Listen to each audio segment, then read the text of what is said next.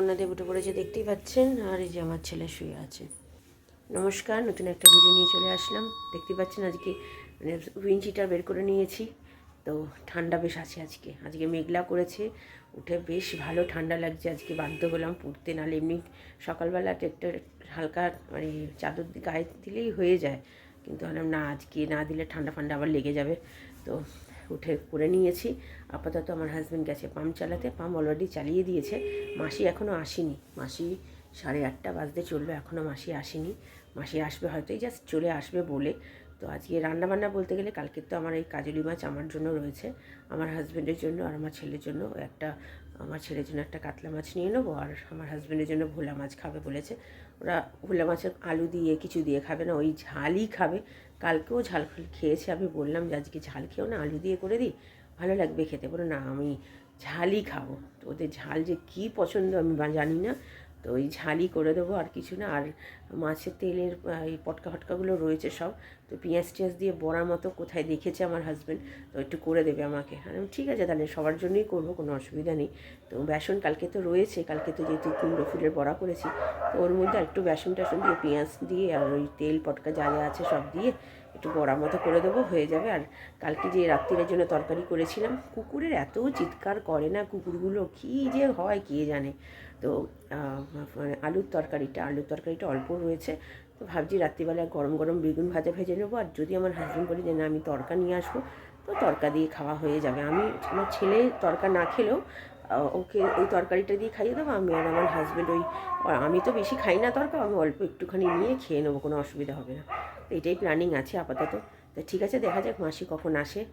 ঠান্ডা পড়েছে তো, মাসিকেও তো বলা যায় না যে তাড়াতাড়ি করে আসো, এখন ঠান্ডাতে সবারই ঠান্ডা লাগে।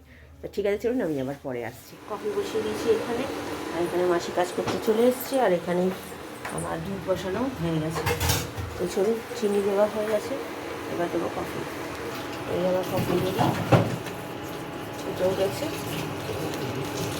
এই যে এখন চা নিয়ে বসেছি, নতুন বিস্কুটের প্যাকেট।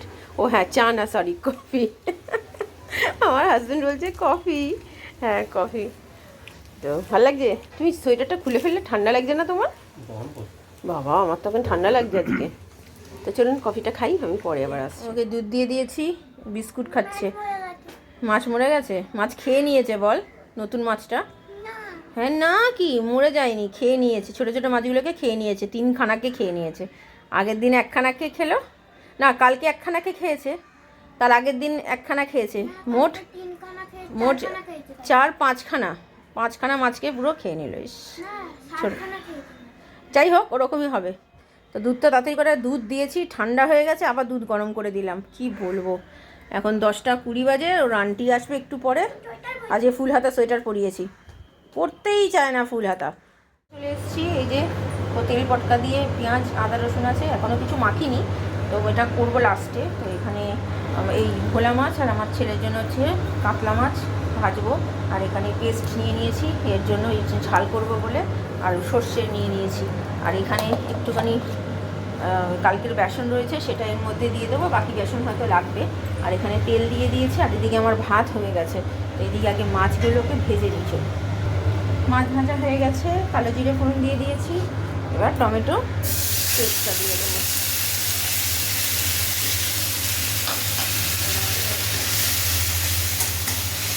একটু পরে নুন দেবো।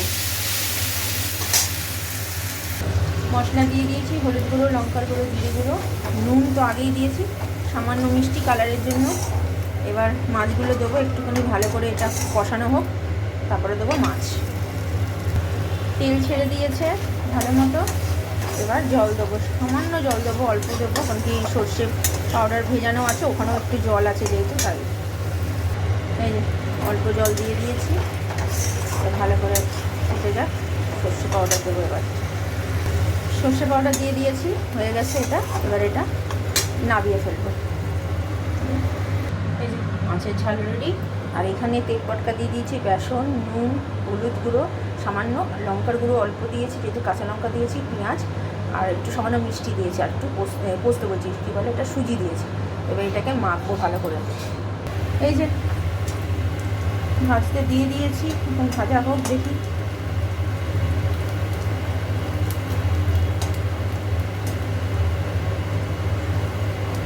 তেল অনেক অল্প দিয়েছি, তেল অনেক বেরোচ্ছে বলে। এই যে আমার হাতেগুলো ভাজা হয়ে গেছে আর অল্প রয়েছে, এখানে চলছে ভাজা আরেক ক্ষেপ। এগুলো একটু বড় বড় করছি। চলুন পুরো সব ভাজা হয়ে যাক, আমি পরে আবার খেতে দিয়ে দিয়েছি। এই তেল পটকার বড়া, আর এই হচ্ছে ওনার এটা ভোলা মাছ না, ভোলা মাছ। দেখো কেমন হয়েছে, ভালো হয়েছে? ঠিক আছে চলো। ছেলে গেছে স্নান করতে, 1টা বাজে পাক্কা। ওর আন্টি একটু আগে গেল, এবার আমি যাব স্নান করতে, তারপরে ছেলেকে খাইয়ে দিয়ে তারপরে আমি খাবো। চলুন আমি পরে আসি। কেমন খেলি দুপুরে? বড়াটা খেলি না কেন? এটা আমার মুখটা কি চিন্তা হচ্ছে? 21 তারিখ রেজাল্ট। ও কিসের মহান ব্যক্তি, একদম সব জানতা। হ্যাঁ তো গুড ইভিনিং, গুড আফটারনুন আর নেই, তাই আর গুড আফটারনুন বললাম না, গুড ইভিনিংই বললাম। 3:45 বাজে। দুপুরে খুব ভালো খেয়েছি, বড়াটা খুবই ভালো খেয়েছি। তো আজকে প্রথম করলাম এরকমভাবে বড়ার মানে ওই কী বলে তেলের বড়া, তেল পটকার বড়া। এর আগে কখনো করিনি, কিন্তু সত্যি খুব ভালো লেগেছে খেতে। আর একটু ঠান্ডা হয়ে গেলে একটু আষ্টে গন্ধ ছাড়ে, কিন্তু ভালো মানে যদি গরম করে খান বা গরম গরম খান, খেতে খুবই ভালো লাগে। আপনারা শুধু শুধুই খেয়ে নিতে পারবেন। তো যাই হোক, রাত্রির জন্য তো তরকারি আছে, অল্পই আছে যদিও। দেখি আমার হাজব্যান্ড কী বলে, যদি তরকা নিয়ে আসে তো তরকা, আর না হয় বেগুন ভাজবে একটা করে, তাহলে আমাদের হয়ে যাবে। ওই তরকারি দিয়ে আর বেগুন ভাজা দিয়ে আমাদের এনাফ খাওয়া হয়ে যাবে। তো আজকে আমার হাতের নখগুলো সব উঠে গেছে, ডান হাতের এই দেখুন, এই হাতের সব নখগুলো উঠে গেছে, কিন্তু এই হাতের আছে এখনও পর্যন্ত। তো অনেক দিন হয়ে গেছে, 2 মাস মতো হয়ে গেছে। তো আর উঠবে তো বটেই, অনেক দিন আগেই ওঠার কথা ছিল, কিন্তু তাও আমার হাতে থাকে। তো আজকে ভাবছি একটু আইব্রু করবো, বলে রেখেছি আইব্রু করার, আমাদের যে রুটি করে তারাই করবে। তো আসলে আজকে আইব্রুটা করে নেবো, সামনে যদি একটু বেরোনো টেরোনোর ব্যাপার আছে, যদি বেরোই তাহলে বেশ করে রাখলে ভালো লাগবে। তো ঠিক আছে চলুন, আমি আবার পরে বিকেলে আসছি। সন্ধ্যে বসে গেছে, পাক্কা 6টা বাজে এখন। মাসি মাত্র গেল কাজ করে, তো ছেলে সন্ধ্যে দিক।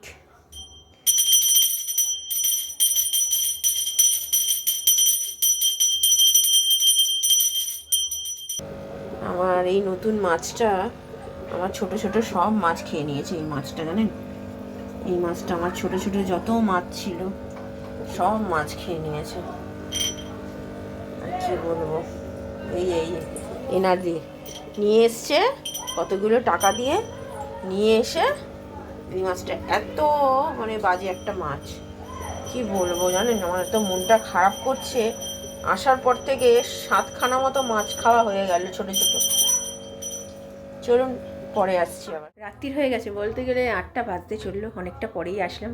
তো ছেলে তো সন্ধে দিয়ে এখন দুধ খেয়ে, আন্টি এসছে একটু আগেই এসছে, আজকে একটু দেরি করে এসছে, পড়তে বসে গেছে আর আমাদের রুটি করে চলে গেছে। তো রুটির মাসির যে দিদি করে তো আমাদের আইব্রোটা, তো সে করে দিল, এই মাত্র জাস্ট করে গেল। বুঝতে পারছেন পুরো লাল হয়ে রয়েছে দেখে, আমার তো ভীষণ লাগে, ভীষণ ব্যথা হয়। মানে আমি অনেক দিন পর পর করি তো, আমার খুব একটা মানে যেহেতু ভুরু ওঠে না, কারণ কি খুবই পাতলা, অনেক দিন পর পর করলে আমার বেশ মানে ঠিকঠাক লাগে, মোটামুটি ভালো হয়।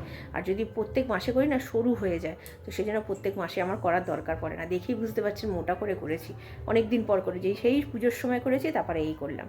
তো গান আওয়াজ পাচ্ছেন, বিয়েবাড়ি আছে মনে হয় কোথাও, সেইখানে গান বাজছে।